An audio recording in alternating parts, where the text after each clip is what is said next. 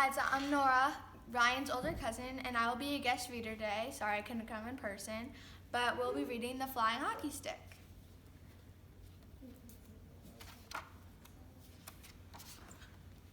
Barnaby Jones was a boy who had wanted something for years and years. He wanted more than anything to be able to fly like a bird.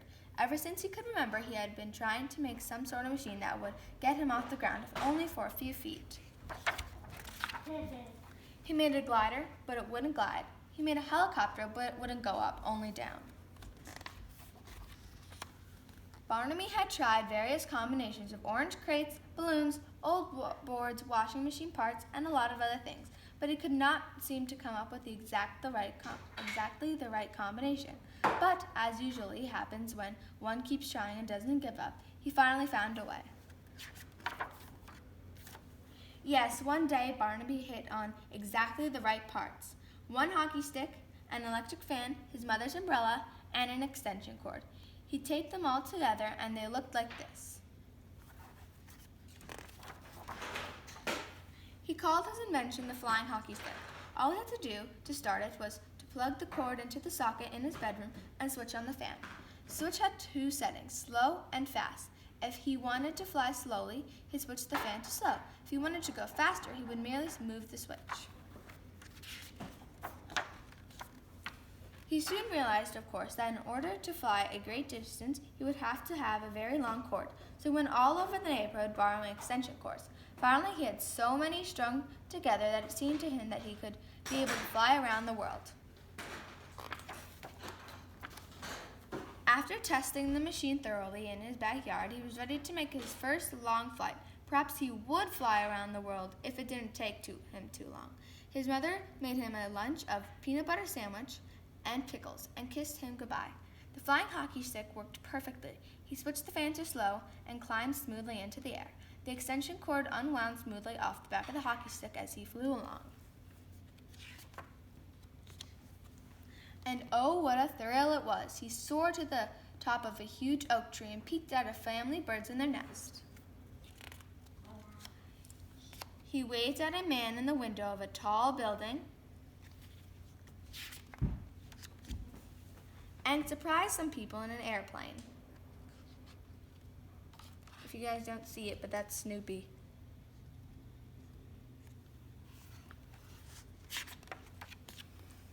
Then Barnaby Jones spotted some smoke rising in the distance and flew toward it. Soon he could see that it came from a building burning in a nearby town. Switching the fan to fast, he was soon at the building. In a window on the top floor was an old lady. Some firemen were trying to reach her, but their ladders weren't long enough. "Help!" she cried. "Save me!" Barnaby flew up to her window. "I can't believe my eyes, but I'm very glad to see you," said the old lady. "Please climb aboard, ma'am," said Barnaby politely. The poor woman had no choice, for the flames were getting closer. Putting on her Sunday hat, she climbed onto the hockey stick behind Barnaby Jones, and they zoomed away.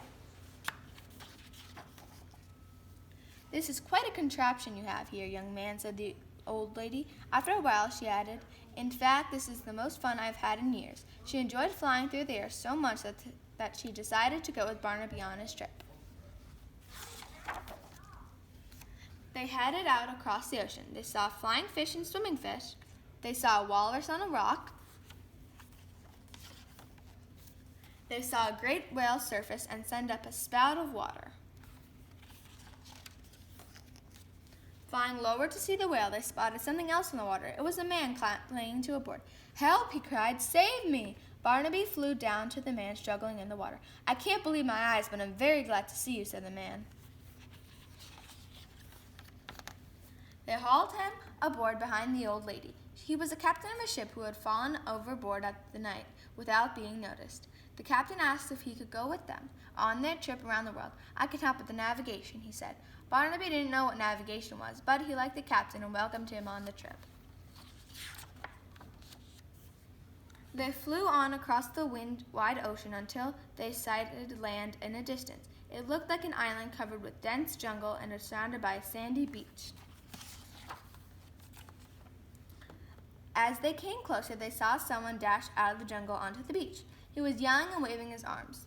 and no wonder he was being chased by some very hungry-looking lions. "Help!" he cried. "Save me!" Once more, Barnaby Jones pointed the hockey stick downward and zoomed toward the ground. "Watch out, son!" cried the captain. "We're almost out of cord." "Oh, dear!" cried the old lady. "Hang on!" yelled Barnaby. Barnaby zoomed in front of the lions, and at that moment they reached the very end of the cord and stopped with a sudden jerk. Thanks to the captain's warning, they didn't tumble off, but the old lady lost her hat, and Barnaby's lunch went spilling out onto the ground. The lions, racing at full speed, tripped over the cord. Heads over tail they went, in a snarling tangle of teeth and tails and claws. "I can't believe my eyes, but I'm very glad to see you," said the man on the beach, and without waiting to be asked, he jumped onto the hockey stick behind the captain. He was a hunter who had lost his gun in the jungle and then had met a whole family of hungry lions.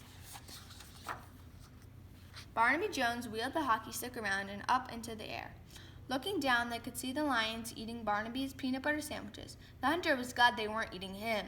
You came along just in time," he explained. Where were you bound for?" "Well, we were going around the world, but I guess we needed a little more cord," said Barnaby. The travelers agreed that it would be best to return home, where they could collect extension cords. Then we can try again," said the little old lady, who had really enjoyed riding on the flying hockey stick.